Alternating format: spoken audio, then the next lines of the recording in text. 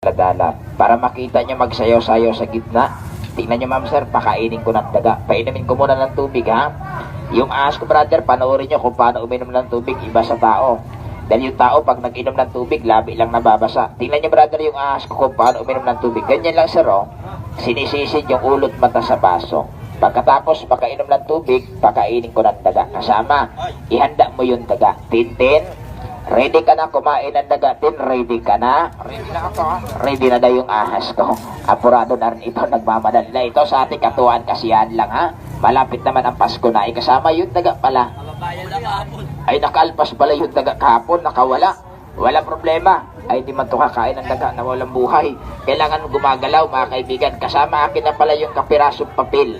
Ito brother oh. Itong papel na ito sir, bibilugin ko katulad yan. Pagkabilog ko po sa papel, ihagis ko sa itaas. Sundan nyo ng tingin dahil pagbagsak ko dito sa baba, ito